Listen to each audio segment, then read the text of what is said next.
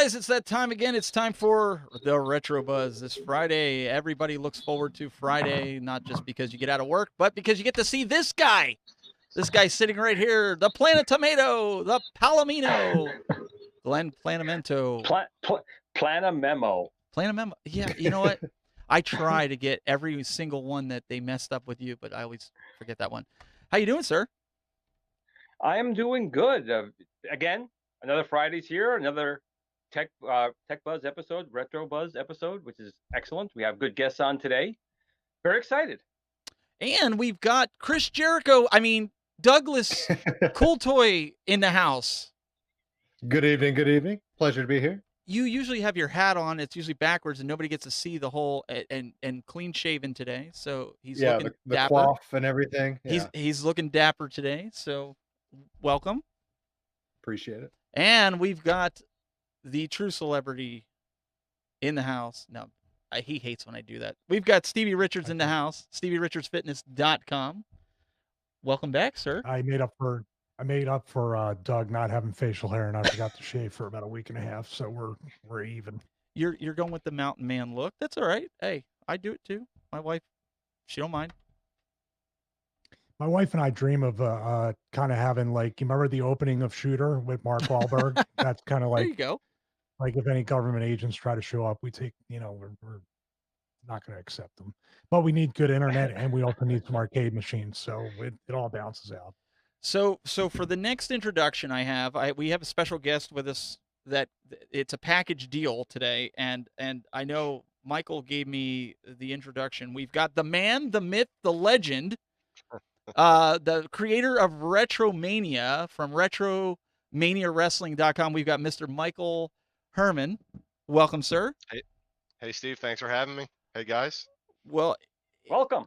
I can't live up to that introduction. I'll tell you that right now. Michael, did I get that right? Did I say that? I mean, I know you paid me good money to say that, so I did the best I could. Sounded pretty good. Yeah, he's definitely bringing something back that people didn't even know they were pining for since the 90s with this game. So I gotta put it out there right away that a lot of people our age are gonna be able to relive childhood memories with members of the roster or members of wrestling from past, present, and future. Wait a second. I thought Justin Timberlake did that. He brought sexy back. What's he bringing back here? What are we doing here? Where's my barf bag? So Michael, why don't Mike Hermann, why don't you get into this a little bit? Talk to us a little bit about what you're bringing to the retro community. Well, I was growing up through the 90s, 2000s, we had a lot of choices for video games as far as wrestling. You had the three promotions at the time: WWF, WWE, WCW, and ECW, of course. All had games out, multiple games, and you had import games. You had other like Backyard Wrestling, Legends of Wrestling, and then the last couple of years, and then of course Fire Pro. Can't forget Fire Pro. But the last couple of years, it's really just been WWE games, and then Fire Pro came out with one maybe 2 years ago, Fire Pro World. But really, we had no other options. There was none of that. And what I really loved was that arcade style 2D game. Matt Mania's, WrestleFest, of course, Superstars, Saturday Night Slam Masters, Wrestle War, 3 Count Bout. All those games I loved growing up, and no one was remaking that. With all the other remakes that we have nowadays, no one was giving wrestling games any love. So I decided, well, if no one else is going to do it, why not me? So that's what I did. So we started up about 2 years ago.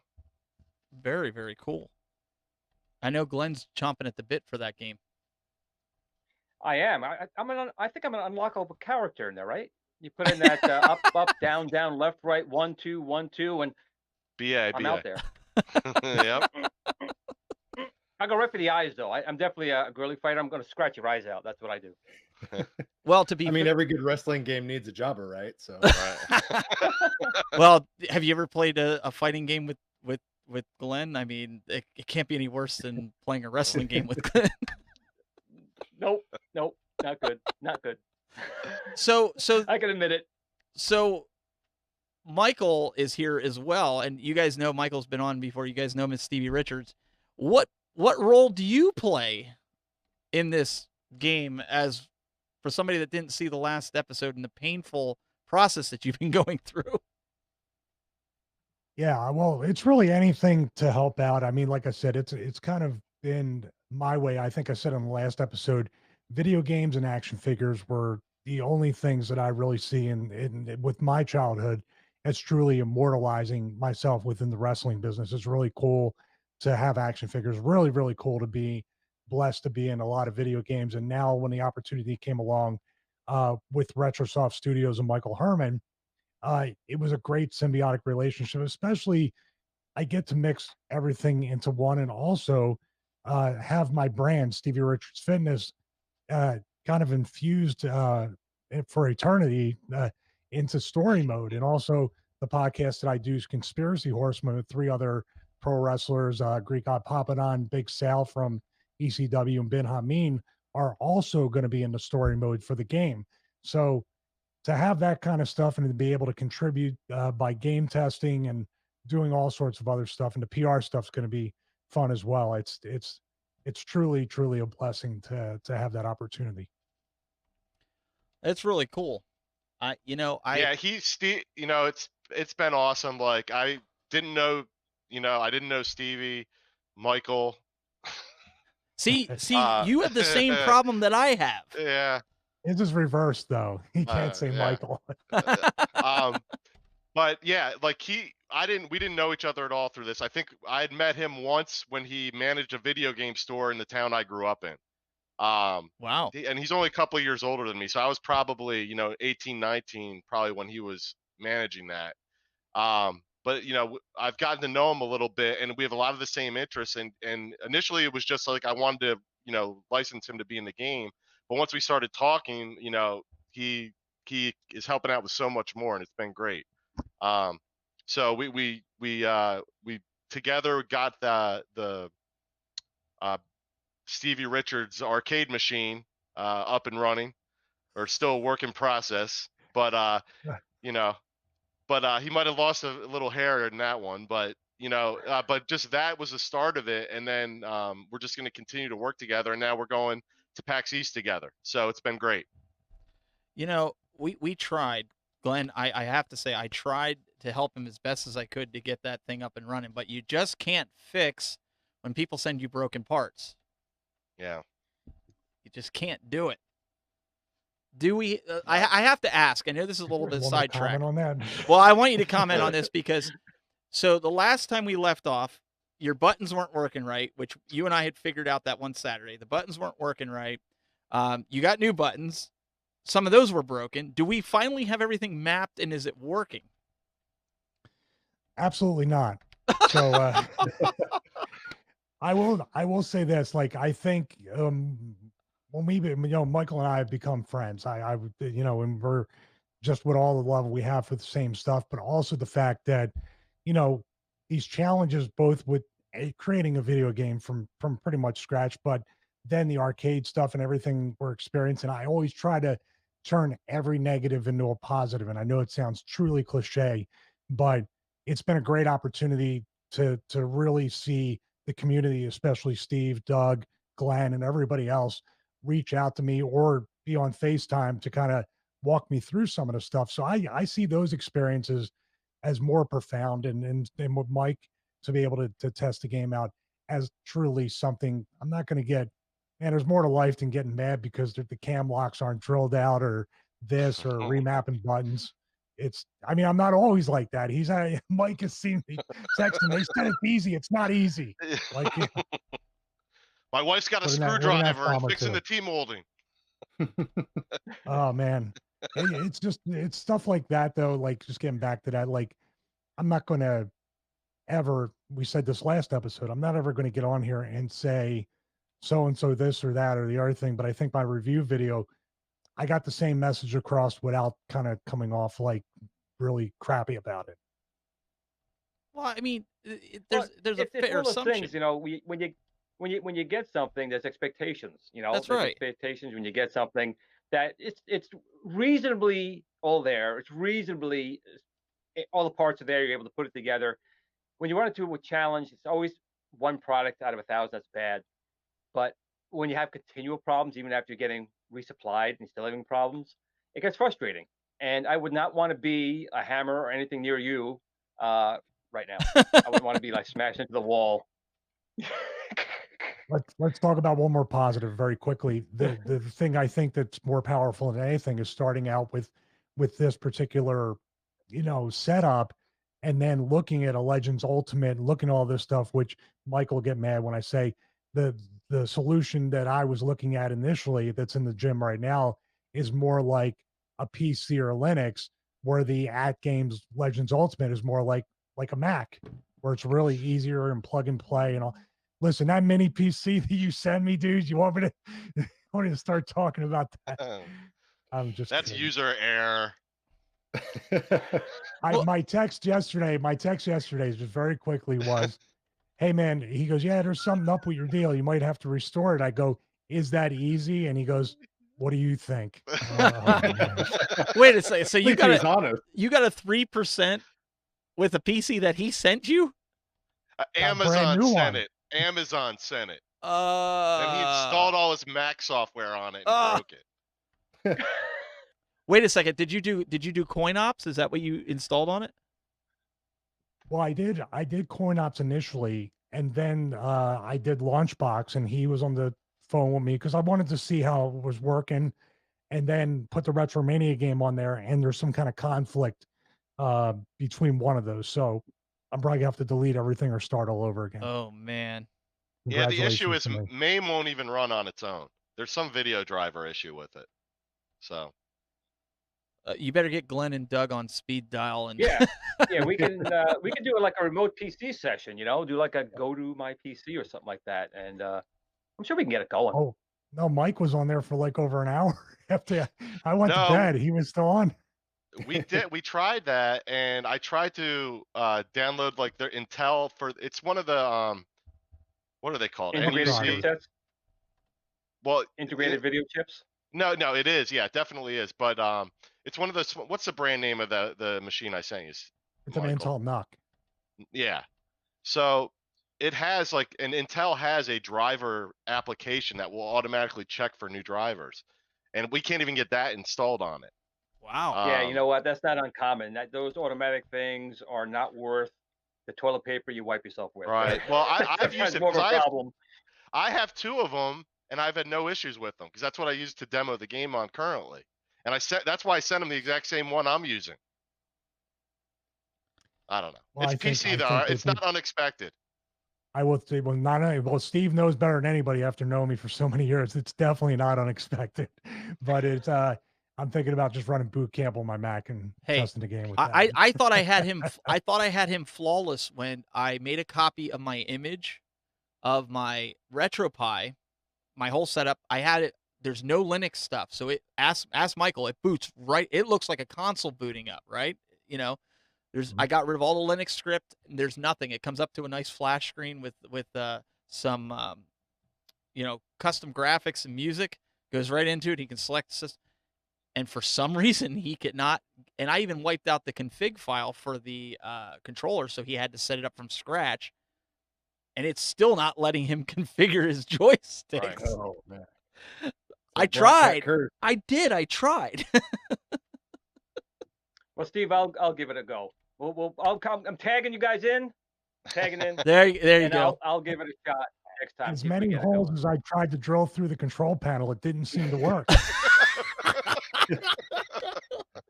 Speed holes for better playability. Oh man, I just know it's frustrating, and I know he just wants to play. Say it. You just want to play some dang games, right? I never knew video games was so much work. So yeah. I'm okay with it, man. This is all a great experience, a great learning experience. Hey, the cabinet's together. I wasn't there a month ago, so it's together, and it's all good. It's all good. And I honestly, though, for people that don't understand, it's also eye-opening to see, and Doug and Glenn and Mike, you can comment on this. I can see why people just buy console games, PS4, Xbox One, Nintendo Switch, just start it right up, go. And I can see why there's such a huge market for that. This one has a lot of heart involved and all that stuff, and it's great with the community, but I can see why people just want to hit that PlayStation button, start up, and play their game in 5 minutes. Well, that brings up a good point when people buy like an arcade one-up or the Atgames, because a lot of people will say, I can build my own for 50 cents. I can build a whole cabinet and get it running. That's what you got to do. But there are some people that don't have the ability, or they have electronic double thumbs. Steve, electronic double thumbs. And you run into those kind of problems. So, so there's definitely a market for it, but sometimes it is just easier to go hit a button and start playing. And most of the retro gamers just want that, and that's why they sometimes don't download pre-done images. You're running into some challenges. I think we can fix it. So don't lose hope yet. But you just put a very good point, because I see so many comments from so many people saying, just build your own, just do it yourself. It's not really that easy if you don't know what you're doing or haven't had a lot of experience in doing it. And even if you do know what you're doing, it's, it goes back to that whole time is money thing. And sometimes it's just better to spend the extra buck and save yourself the headache and the hassle of messing with, wasting an entire weekend or a couple of weekends, trying to troubleshoot things that, yes, you may have the technical know-how to actually go through with it and figure it all the way you need to. But I mean, sometimes you just rather have that time back to yourself. Yeah, I think, if you want to build something, it's a cool project to do if you have the time to do it. Exactly what you guys are saying. Because I did build my first MAME cab. Me and a friend of mine, we built 2 of them, like 10 years ago. There was a book called Project Arcade that was out. We bought it at Barnes & Noble, and we followed instructions in there to build it. And it took us like 4 months of working maybe a weekend here, a weeknight there. But now, that was before I had kids too. So now it's like, I don't have the time to sit there and go through it. I'd rather skip that part of it, but I still like messing with the software. I just enjoy it. So, but this is why you got guys like us that are out there doing tutorial videos and getting frustrated for you. So I'm going to use this as a segue to point out some of the videos that are out there. Doug did one just this week. I don't know if you guys saw the flash sale that he put out, but I actually picked up one of the political ad. This is look at Doug is all getting he's getting all Rico Suave here. So Doug gets on and does a nice video on syncing up the Legends Ultimate with your Kindle Fire Stick, no matter which one you have. And then Doug, correct me if I'm wrong, you posted later that week about a flash sale that was going on with Amazon, that you could get it for $25, which I took advantage of, and I bought one because I had a regular one. But there's more horsepower with the 4K, right?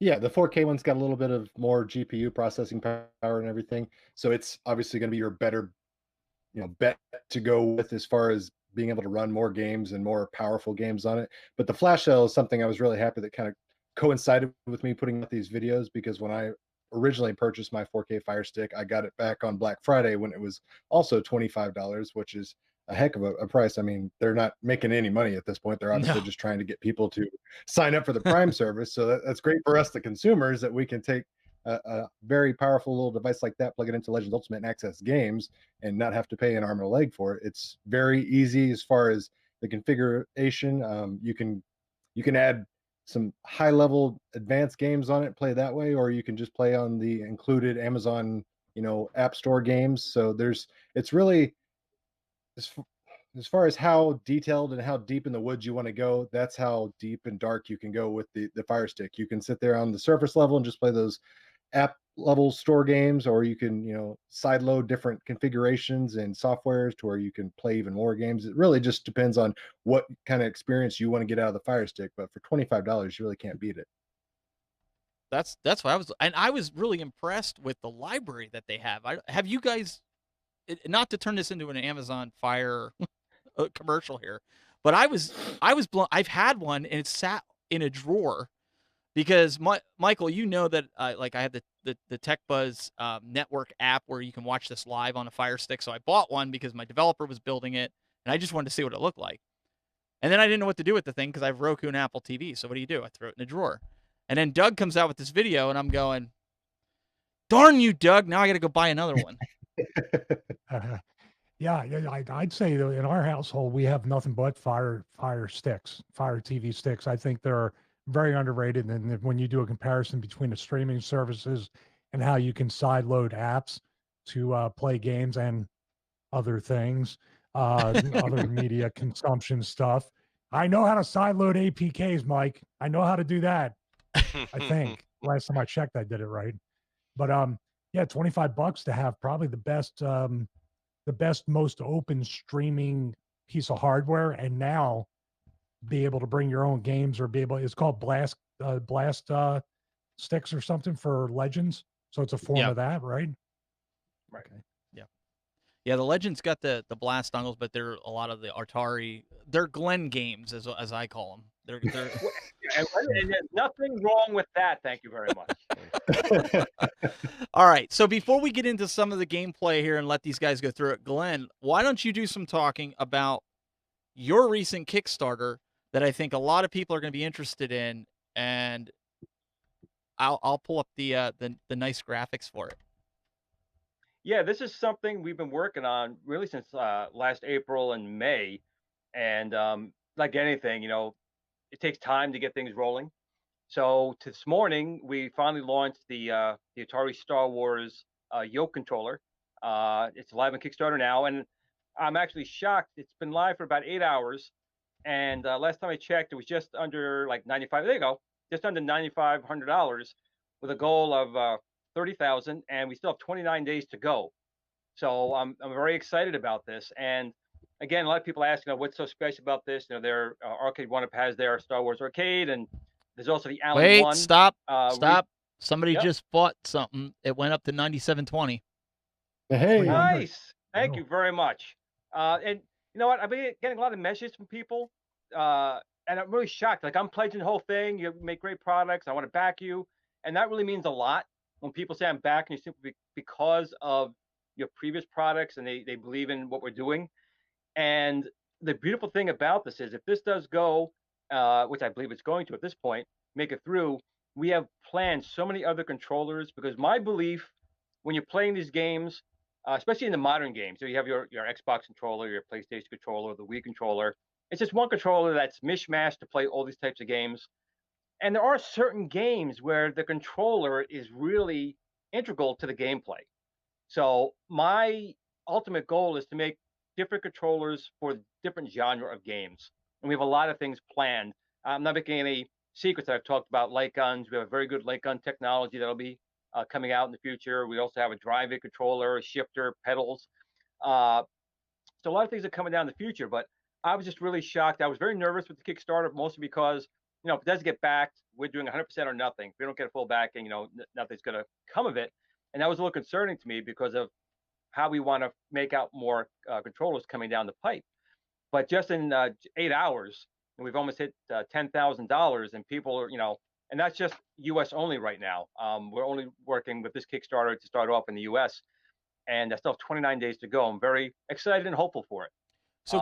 So Glenn, break down the pricing scheme for the people, because it is in yen, right? Because that's where your distributor is. Correct. So if you can break down so they know what they're getting into when they back, and from the lowest tier to the highest tier.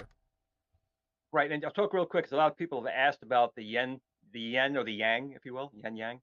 On Kickstarter, the person who initiates the Kickstarter, I guess found out that's going to initiate the price point from that region. And my partners, it's no secret, I never made a secret about it. They're in China. That's my partners who actually work on the software side and the mechanical design. And they started the Kickstarter. Next time I'll start it, just so it's in US dollars. But people have been like, why? And that's basically why. We just started out in his area of the woods, so it's going to come up initially in funding that way in yen. So what we try to do is, and again, a lot of people do this in Kickstarter. The good thing about it is, well, first of all, being on Kickstarter, you have to have a prototype, and I've shown that off before. It was very important to me that we actually had something to show people. Unlike Indiegogo, we don't need a prototype. You can just say, I want to make something, send me some money. And that's not how we operate. Also, we want to make sure anyone who does back our stuff has a lot of things to show for it. So one of the first things we did, if you will basically start at $50 to try and back this product, we actually made a special Tron themed spinner. So it's my spinner, the same technology for the spinner, but the top will 100% match the arcade machine's spinner. So if you want to build your own Tron cabinet, you can get that for $50. And if you pledge $100, you'll get that spinner, and you'll also get my Tron joystick kit, which is the joystick. It lights up. It's got the encoder board, everything that's included with that. If you go to $150, you'll get the Star Wars yoke at that price point. And if you go, I think it was $200, and I might be wrong. I'm pretty sure it was $200 or $250. I'll have to check the Kickstarter. You would get everything. So that means you would get the Tron spinner, you would get the Tron joystick, you would get the Star Wars joystick, you would get my trackball 12-in-1 board. So we're including everything in that. And another thing people ask me a lot about the yoke is, what's so special about it? Alan One has one, and Arcade One Up has a pretty good one. And I will say, I agree. Arcade One Up actually came up with a pretty nice yoke. I tried it. I felt it. It's really good. The major point for this one is it's an all metal design. It's designed, you can use it in the home or put it in the actual arcade. Also, unlike the Allen one or the original Atari one or the one that Arcade One Up has, we're not using physical gears or potentiometers. Those are the weak points. In the arcade machine, they were infamous for the gears breaking or the potentiometer needing to be cleaned. We're going to use the same technology we use in my spinner. It's what's called a Hall effect, which means it's reading magnetic fields.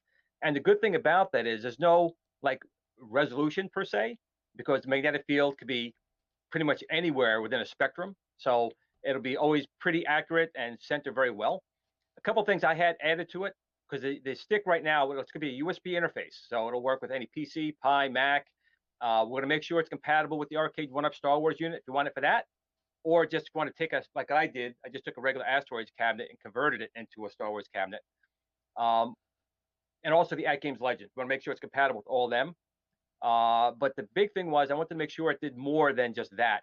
So I made sure that we have it not only as an analog joystick, which is how it's set up right there, but it also will enable mouse emulation. So there are some games. There's older games, which I really like. One's called the Battle of Yavin, and the other one's Battle of Endor. They're older, early 2000s Star Wars games, but they only use a mouse. So pretty much for those two games, I made sure that we could go from a joystick to a mouse mode for that. And you have 4 independent buttons. And what you see here is kind of what you get on the Arcade One Up, the Allen One, and the arcade machine. It actually goes further into the unit. That's it. It cuts off right there. Everything's inside here. It's metal. And if people really want something a little more, I guess, stepping up, if you look at my spinner and how that's designed, like a tank, that's kind of what we're going with right here, but at a minimal price point. And I'm very, very thankful for the positive feedback I'm getting just on the Kickstarter alone for a couple of hours. I'm very thankful for that. So there was questions in the YouTube chat. They Broken Quad wants to know, when can Yin get it? That's the way he said it. When can Yin get it? Yeah, when can you get it? Well, if the Kickstarter goes through as planned, I mean, it's 30 days for this. If we do make the mark of $30,000, we'll continue with it, and we're shooting for July 2020 for people to start getting it in their hands. Oh, there you go. I thought the turnaround. Kickstarter ended at. I apologize. That's how I answered. I said maybe Q3, but no, that's cool. July 20. No, we've been ready. We were in talks with a lot of people about this earlier on. But again, these things are very expensive. Just to give you guys an idea, when you did the trackball, people don't realize that it's really expensive to make the molds, and the trackball mold alone was over $20,000. Wow. So we basically had to use all the funds we got from the spinner to go into that mold. And then the Tron joystick was either $26,000 or $27,000 for that mold. So that's where a lot of the money comes from. So we're just really trying to make sure we have enough money because even though the machine is metal, it's all metal, the actual parts here are going to be an industrial hardened plastic. That's not going to be metal. That's going to be very hard to actually make in metal. So that's going to be the only part that's plastic, but it's going to be very solid where someone can hit me on the head and knock me out. It'd be very easy to do. I want to say that was a shot toward Michael. I think I just wonder how easy it is going to be to map the controls. I'm not going to touch it. Probably. I will help you out, Steven. I'm going to make sure you're good. Oh boy! Good luck with that. Promises you can't keep. Well, thank you very much. And the other thing I just did a video on recently, just really quickly, was Al Link with his LED marquee. I think that's a pretty nice design, and I'm actually on his behalf talked to a couple of other manufacturers to see if that can get incorporated into some designs. But that's a very promising thing to have, your marquee change as you pick the different games. We've seen it a couple of times before, but it's never really been a product that people can purchase fairly easily. So Al looks like he's very well ahead of the game as far as that goes. and it looks like a really nice product. So I'm trying to help him out, and hopefully that people who haven't seen the video are seeing it right now. And it's that marquee right up there, and it's using LED technology, the same technology they use on these big billboards. Like if you go down to Madison Square Garden, down in the city, got those huge televisions out there. That's the same type of technology that's used for it. So it's very robust. Right now, I think it starts around 250 for unassembled or 300 assembled. Some people say, oh, it's a little too high, but they have to remember this is very low quantities right now. It's just basically a startup with him. A fan of service, a love project he has going on. So he's hoping to get the price down later on. But like anything, when you buy anything as an early adopter, generally it's going to cost you more. I mean, buy the first club we used as cavemen to knock out the cave women. I'm sure that cost a lot more back then. But until now, where we're not allowed to use it at all. But is it easy to map? Asking for a friend. I have a funny feeling he would have no problem with the club. I really think he'd be okay with that.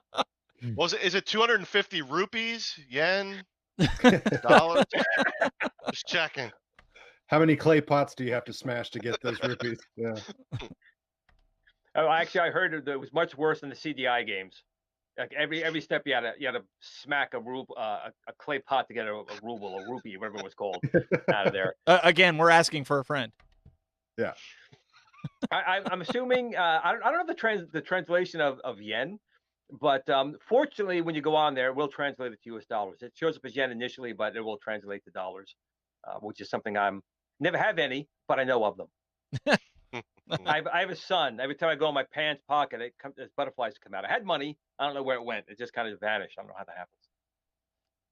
Well, either way, guys, get behind it. It looks like a fantastic opportunity and product. Glenn's got a lot of cool things going. I'm looking forward to seeing you reach that goal. Maybe even by next week, you'll say you hit 20 or 30,000, and you'll be ending this and getting it, rolling anytime soon. We're going to get into some of this gameplay. We're going to have Mike and Mike talk to us a little bit about the gameplay here of the RetroMania. Last week, we talked about with Atgames that they brought out some firmware. If you guys missed it last week, this is the upcoming firmware for this week. That's going to be out is the custom background image for those of you that want to have like Stevie Richards, like he did with the side art. He had his custom image put on, but if you want to have that as your wallpaper desktop, if you will, on the Atgames Legend, you're going to have that ability. Also, the system health settings. To let you know that your system is running at optimal, or maybe you have some kind of issues going on that you can let Atgames know about. That's going to be in there. The trackball support for Dragon Gun is also going to be in there, which is in the arcade net, as well as the more load and rewind features for more games. And I know, Doug, that was something last week that you were kind of alluding to. That was a pretty good feature that they were starting to bring to more and more games. Oh, absolutely. I mean, you got those games like Mega Man that you die every 5 seconds or every time you take a leap or a jump. So, I mean, if you don't want to punch a hole in the wall, or throw something across the room, I mean, that rewind function is going to save a lot of your mental anguish and allow you to learn from your mistakes in a positive demeanor. Yeah, so that's stuff that's coming this week. The Arcade 1-Up news, we don't really have anything for that. I mean, they really hammered it, as we get closer to CES. And Toy Shock, have we heard anything from Toy Shock? It's been quiet with these guys. Very, very quiet. I think a lot of this has to do with Chinese New Year and, a lot of the manufacturing kind of in the lull and shutting down right now because of the holiday. So I think we'll probably hear some more things as, March approaches and everyone kind of gets back in the office and gets more in the swing of things. Yeah, Douglas hit it right on the head. That's exactly what's going on. All the China's pretty much shut down right now. They're all on vacation for a little while. All the manufacturing plants aren't doing a thing. So we had CES. There was actually still a lot to dissect from CES. That'll tie us over a little bit longer. So that's going to be, that's our news for this week. All right, you all can go home. No, I'm just kidding. All right, so Michael and Mike, let's have you guys kind of dive in a little bit here to this gameplay and talk about this for the RetroMania. I'm assuming we're looking at the title screen here, right? Yep. So we're planning on, you know, several different modes. Obviously, we'll have like a tag team mode similar to the original WrestleFest, and then a retro rumble. Um, a lot more arenas to wrestle in. What we're seeing right now is the NWA Power set, which came together pretty quickly after we saw the first episode of NWA Power.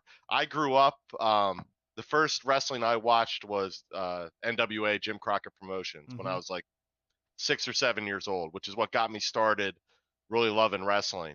And so when we were able to sign NWA, we wanted to take advantage of that license. And when I saw the first episode of NWA Power, I sent it to my environmental artist. I'm like, recreate this in our engine, you know? So within like 2 weeks we had it, which we sent that over to the NWA, and that's when they were like, oh, we're going to do a commercial with this. So that's when the I'm Going Retro commercial came out a little bit later. Very cool. So now are you designing all this, or do you have a designing team for this, or how much of this hands-on do you have? Yeah, so I wrote the design document myself. So my background is software engineering. My primary business is finance and accounting software, which is kind of boring.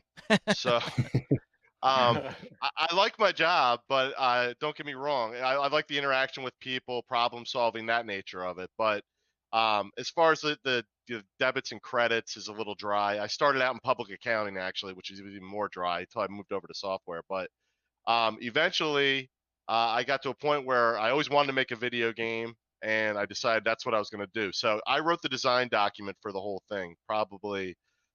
I probably started writing it 7 years ago, and then the last 2 years, I really decided to make it a commercial project because I knew in order to do it right, I was going to have to lay out some funding for it. So the only way I was willing to do that was if I was going to have some type of return. And not to say that that's my driving factor isn't to make money, but I think I want to. With that said, I do want to make money just to at least cover cost, and I think we can do a lot better than that in order to pay. You know, like we do have royalties to like the NWA and stuff. That they're banking on it being a little bit bigger than that, but it's really a passion project for me, something I really want to do. So I have my hand in the design. I've written some code, very little bit. I've even drawn some pixels, and I'm not really an artist, but just my hands everywhere in it. But I'm the least experienced person making the game.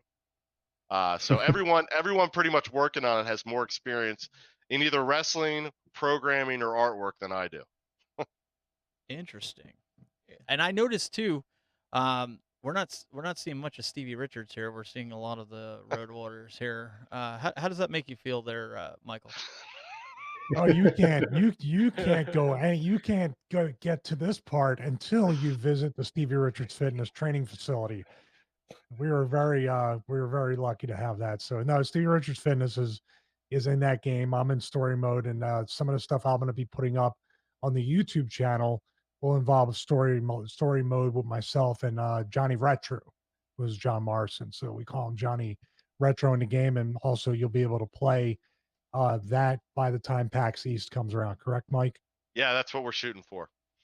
So looking at the roster here, it looks like there's 4 guys that you start out with, and I assume as you're going through story mode, just like any other wrestling game, you're unlocking characters as well. Well, reason there's only 4 there is that's all we can play with right now. Right, sure. All right, but we're not gonna. We probably won't force lock that many. It's kind of, some people like that, some people can't stand it when you have to unlock everybody. We definitely want to have some surprises in there. With that said, we want to have some surprises in there. So there'll be definitely some surprises in the game mode. And we were joking before we came on. I gave mine out. I was gonna say, can we get Glenn in there and then have a fake Chris Jericho, and we'll just call him COOLTOY? Can we do that? But yeah, we definitely want to do things like that. Like all this stuff in like 2 days. Even if you look at our backgrounds right now, can't see them right here, but if you look off to the right or off to the left, sometimes you'll see a robot in there or somebody dressed in a in a fox costume or an alien, you know, things of that nature, which is kind of a nod to Mania, which had like Darth Vader in the audience and different nice things little like Easter that. eggs. Yeah, exactly. So we want to do a lot of that kind of stuff. And just anything that we can, you know, in making this game, my number one question, anytime we have a new feature that we want to add or something like that, the question is it fun? You know, and that's Right. what we're really going for. We're not going for a simulation like a Fire Pro, which is awesome and super deep, but that's not the type of game I wanted. If I want that, I'll play Fire Pro. You know, I'm going for more of a fast-paced arcade style gameplay, and anything that can make the game more fun, we want to add to it. So, and I think just seeing those little Easter egg things, it's fun. You'll see that, you'll notice it like the 100th time you play it, you may see something that you never noticed before, you know? Yeah. I think Mike, oh God. No, go No, ahead. go Go ahead. ahead. Go ahead. I was going to say, I think Mike is being very modest too, because the whole creative process with drawing these sprites and these pixels and everything in the game, this is thousands upon thousands. I don't know the exact number, Mike. You can speak on that, but these are drawn characters, drawn environments. It's not a if you throw it into the software and it just kind of auto completes it. Yeah, so it's the pixel art, all the backgrounds are hand drawn pixel by pixel. So I think we have like 13 in there. There's a combination of just re-skinning some rings, but there's at least 8 to 10 very unique environments that were all hand drawn. And then the wrestlers themselves, I think we have 300 to 400 animations currently, and then each character has 1,000 to 1,200 different hand drawn sprites in each of the characters. So it's a lot of artwork. Right now we have 6 different artists working on just the characters alone to try to get them all finished as quickly as we can. That'll be. Have you run into any problems trying to secure not licenses, but what do you call that when you Character likeness? character? Yeah, like a character. Have you had any problems? No, it is a doing that? license. One guy was a complete a-hole who may Really? or may not be on this call right now. But Well, again, other than don't do that- this to me. My God. other than Wasn't that bad? no, you know, and I guess, you know, and really Michael can speak to this he probably knows exactly what we were up against because he knows everybody just about on our roster, you know what I mean? So, but for the most part, it was pretty, once we got a hold of people, it was pretty easy. The guys we signed were somewhat easy to deal with. Well, the reason, you know, but there was a lot of other people we talked to that it's just either they were worth it and we couldn't pay them what they wanted, or they weren't worth it and we didn't want to pay them what they wanted. You know what I mean? The reason I ask is because WWE just re-signed John Morrison, and I didn't know if that kind of throws a monkey wrench in things. Like once WWE signs a wrestler again, no matter what contract, does that kind of, do you have to give them rights now because they own that character per se? I mean, how does that work? They don't own Johnny Retro. Well, but I meant it's, like you know, his likeness. You know, that's right. Well, so our contract predates their contract, so ours isn't exclusive. So like Michael could go in and be in another BWO video game tomorrow if he wanted to. You know what I mean? All of our stuff was as wrestler friendly as we could make it. We weren't trying to lock people into anything. But all of our stuff also, like for Morrison specifically, our contract with him was months before he signed back with WWE. So there's nothing, even if they wanted to do something, there was nothing they could do about it. But he was upfront with them because they did their due diligence, and he had to disclose that, I'm sure, to them before they signed him anyway. Sure. And Joseph in the chat room, he wants to know: are there double team moves that you can do? Yes, absolutely. Nice. Yeah. So we're testing. When we were talking about it. Oh, go ahead. You're the expert. I'm just speaking. No, it's fine. We're actually in the process of testing the Doomsday device now. That's the first one we're putting in, awesome. and one of the more complex ones. And it never really, in the arcade, you just kind of would come in and they do it. We actually force you to tag your partner to actually do it. But yeah, we're definitely doing double team moves, and we're trying to do them a little bit differently than other 2D games. Like I liked even just the simple double team moves, like you and your partner throw them into the ropes and both do a back elbow or a double clothesline and things like those kind of double team moves. Or I throw him into the ropes, I drop down, he jumps over me, and my partner hits him with a power slam. So some stuff is scripted, but some stuff is like kind of spontaneous depending on what your move set is. But you can do like a leapfrog or a drop down to the opponent and then follow that up with a move, one that's already in your repertoire. All right, character suggestion: the Midnight Rockers. Just saying. I think there's probably licensing issues with that. Oh, come on, man. It's got to be something you can know. I know. Mr. Hall of Fame, Well, Mr. WrestleMania. Well, you say that, it's funny. So one of the biggest things we get are suggestions of who we should put in the game, right? So, but the best, we got a DM from somebody, and it was, hello, you should add, and then it literally listed 100 different wrestlers. Oh my! And then it said thanks at the end of it. It was the greatest DM I've ever received. You just respond back, absolutely, will Yes, do. done. Yeah. Well, you never even thought of that. You know what I mean? Glad that those people made you aware of those 100 wrestlers that you just you're so absent-minded you didn't even think of it. I was going to follow up with the double team was like the thing that we talked about, and the thing that I can see happening is that reaction like you get with Fire Pro, where you're like, oh my God, I didn't like that situational thing, the spontaneous double team move that you weren't expecting, which to this day with Fire Pro, I still say, oh wow, how did that happen? And I think that's part of the charm and the heart of the video game, which is missing for how many years with the 2K series. I mean, they're brutal. I mean, they were running literally at 1 frame per second last year on Nintendo Switch, which RetroMania Wrestling is going to be available on the Switch as well as PS4 and Xbox One and Steam, right, Mike? So Yep. pretty much covering everything. Yep. It's amazing to have something with heart. I think that with the crowd, with the audience that you guys talk to each and every week with these arcade games and retro stuff, they're looking for those types of games once again. Yeah, absolutely. Like there's just not enough variety from wrestling standpoint. Like I said earlier today, and we're just trying to bring something a little bit different, a little bit faster paced than Fire Pro, kind of like a 2D All Stars, but not quite over the top. But I think there's a lot of room in this, and just retro gaming in general. With I think that our prime audience is probably going to be roughly guys I'm talking to on right here. You know what I mean? Yeah. People who are into retro games and we think are really gonna love it. So here's a question for you. Like for the guys that are out there, obviously it's coming out later this year. Do you have any plan for any kind of open beta for some of these guys that maybe can give you feedback? Guys that are in the chat room, anybody that wants to kind of get on it, is there a plan for that, or is this just strictly something that you're just going to release and go?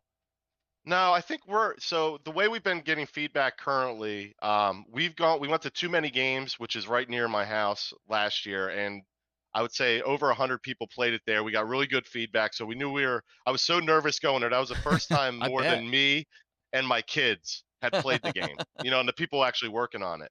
And I was like, no one's going to come to our booth and play it, and if they do, they're not going to like it. That's what I went in thinking. I was very pessimistic.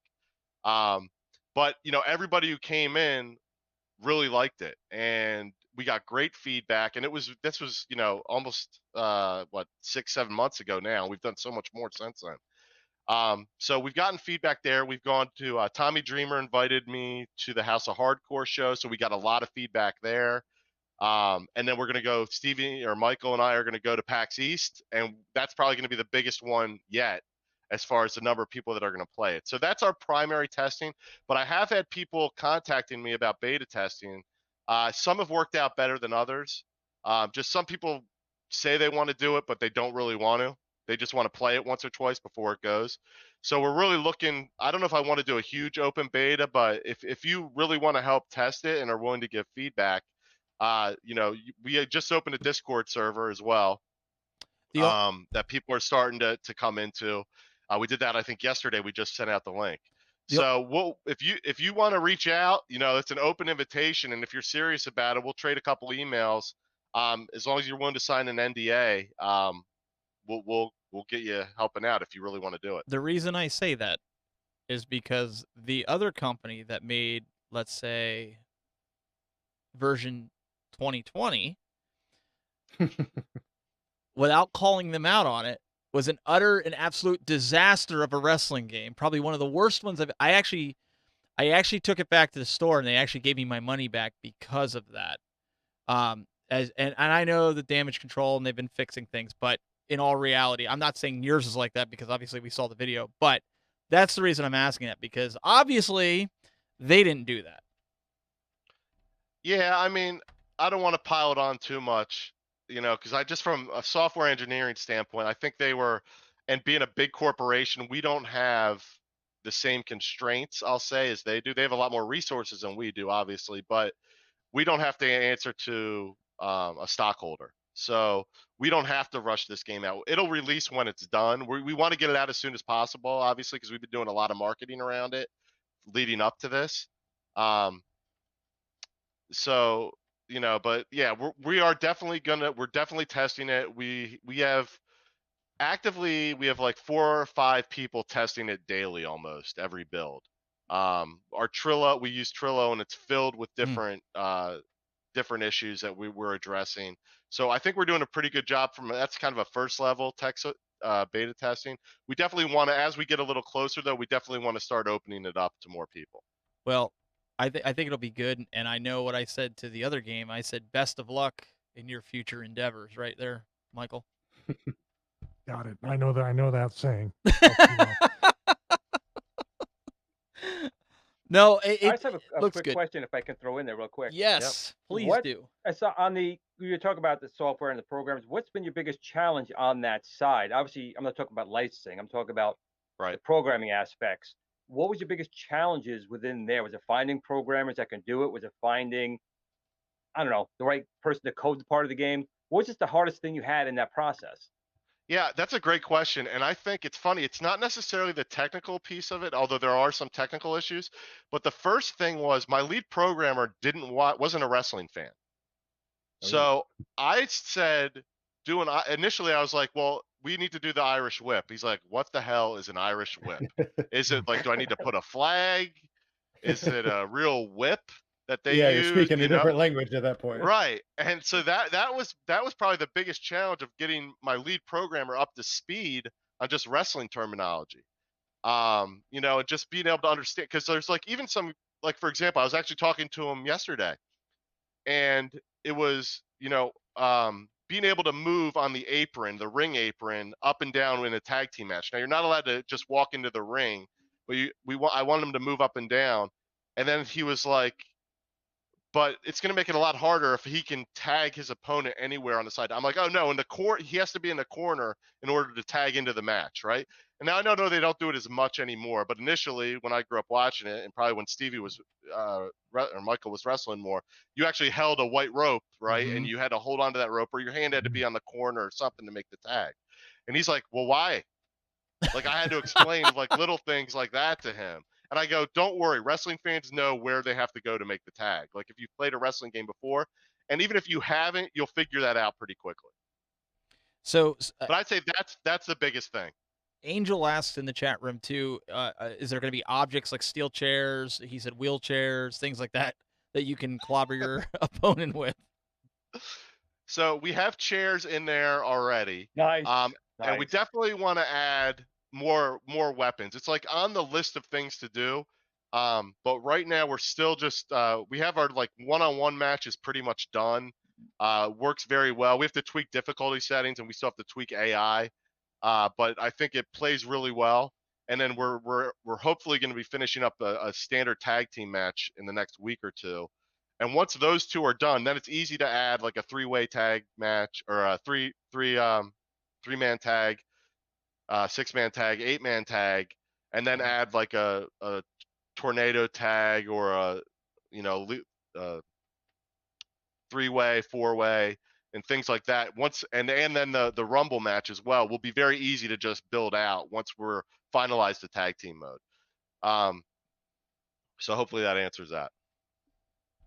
Cool. In terms of gameplay, what kind of gameplay mechanics are we looking at? Is it certain button combinations perform a certain sequence of moves, or is it kind of randomized like WrestleFest was back in the day?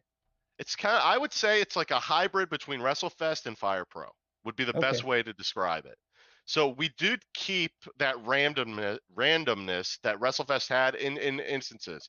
And one of the big reasons we added that is because I got to a point where my 15-year-old son, or now 16, kept beating me because he got the timing down and I didn't.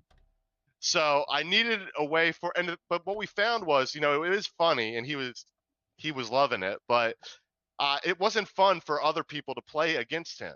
You know what I mean? If he could win the grapple every time, because we had that similar Fire Pro style grapple timing.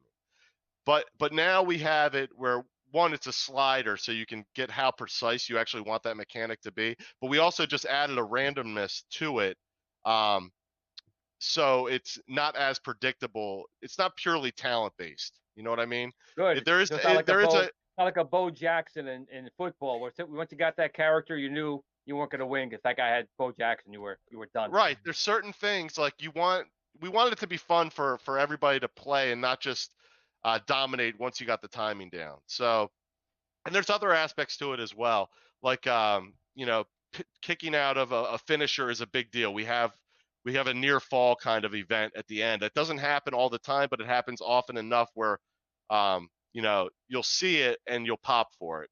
Yeah. Stuff like that. But it's an auto grapple. It's 6 buttons. So you have a weak, when I said the Fire Pro part of it, you do have a weak, medium, and strong, a run button, a taunt button, and a tag button. So there are 6 buttons. So you can do 12 different grapple. Once you have them in a headlock, it still goes from a tie up to a headlock similar to WrestleFest. And then it builds out from there. Awesome. Nice. So nice, very nice. So what we're gonna do now is, for everybody that's been kind of hanging out here, we're gonna get into more Q&A in the post show. But at this time, we're gonna wrap up the actual show. And we want to thank Michael Hermann for joining us today from RetroManiaWrestling.com. Go check it out. What's the projected release time? I know you said you can release at any time, but when you Told you not to answer that. Ask that. Oh, I'm sorry. I'm sorry. You know what? Everybody's going to ask that question. Michael, the answer is you're going to release it on a Tuesday. Right, yeah. No, he's going to end it on. He's going to release it on a day that ends in Y. Right. There you go. There you go. Well, so we are, initially we said first quarter. We were first quarter, and this was, 2 years ago. First quarter of 2020 seemed a long way away. Right. So we are still trying to get it done by the end of March. Like, that's what we're getting to. I'll tell you, it's probably going to slip to Q2. And I don't want it to slip any further than that. But with that said, we're not going to release something that's not finished. Agreed. So, being a kind of the buck stops with me. I make the final decision. If it's not ready, it's not ready. I think the fan base that we're growing now will appreciate more the game if it slips a little. And I'm not saying Duke Nukem style slipping, you know what I mean? Yeah. But if it slips a little bit, they'd rather the game be complete and them not have to, download patches day one to even play the game. So it'll be done. It'll be ready when it's ready. But we're still trying to push as soon as possible. So I would say somewhere between March and June, if I had to put a date on it. There you go. So make sure you guys check it out and stay tuned, and you'll see this guy on the roster. Check him out, StevieRichardsFitness.com. Thank you so much, Michael, for joining us and adding to this, because it's going to be a fun game, man. Definitely. Hopefully the controls are already mapped when I get my copy. Hopefully Glenn's, if you back Glenn's, hopefully his comes mapped too. Also want to thank Mr. Douglas Smith, COOLTOY. You guys know him. Check him out. YouTube.com/COOLTOY. Thanks, guys. And also, I'm not even going to try and list every single place that you can find this guy, but just look up Glenn's Retro Show. Yes. Go to youtube.com/Glenn's Retro Show and make sure you guys go like, comment, subscribe. Check out all his retro Atari goodness, because this man loves his Atari. I do, and you know what? I love one other thing very much. Well, Michael and Steve were just talking about. They're not going to release it until it's really ready to be released, and that's just. I think everyone would be fine with that. I mean, people want it to be good, and that just shows they want to release a good quality product that's got the buttons mapped properly. And I just think that speaks worlds right there. That he's got money invested. Obviously, he wants to get at least recoup it, but he's willing to wait on that till it's the right time and the game is ready. And I like that. Well, my Pac-Man controls are mapped pretty well, so I have no problem. Well, with that said, guys, if you're here live, you're going to get a little bit of the after show, get your questions answered the best we can because we don't have the extra call-in, but we can get your questions answered, and we do want to thank those. And I want to thank PK for sending me the note to check the time to let me know that we're coming up at the top of the hour to make sure I get that ended. So thank you, even though he's in. We've been very good at this. We are, but we've got help from the folks that stand behind us, the guys at Atgames. Thank you so much for that and keeping Glenn on straight. Next week we have RGT85. He'll be joining us. That's right. He's going to be upset that missed you, Michael, this week because he's a 1 week off. But we'll see what happens next week. But maybe we get an autograph or something to send out to him. He only calls me when he needs some kind of collaboration with one of his openings that he gets a lot more views than my YouTube channel. So that's fine. I'm just here to help whenever he needs, whatever he needs. Just you give me a call whenever you need anything, RGT. But is his buttons He's mapped? a good guy. He's a good guy. He's a really good guy. He's a very good guy. Very good guy. So next week we have that for you guys. So tune in next week. And guys, we really appreciate you coming out and watching us. Check out this Sunday, I believe Ralph and Console Kits will be doing their show. What's he calling it now? One Up Weekly? Is that what it's called now? Is that what they settled on? So yeah, guys, they were Glen Up Weekly, but they changed it. I don't know why Glen Up Weekly. It sounds better to me, but whatever. Because I already had your license rights. Oh, gosh, I forgot. I gave it away again. I'm sorry. I'm bad. So we may see Glenn in the RetroMania going against Stevie after all I don't know. Anything's possible at this point. But guys, thank you so much for tuning in. We'll see you next time on the Retro Buzz.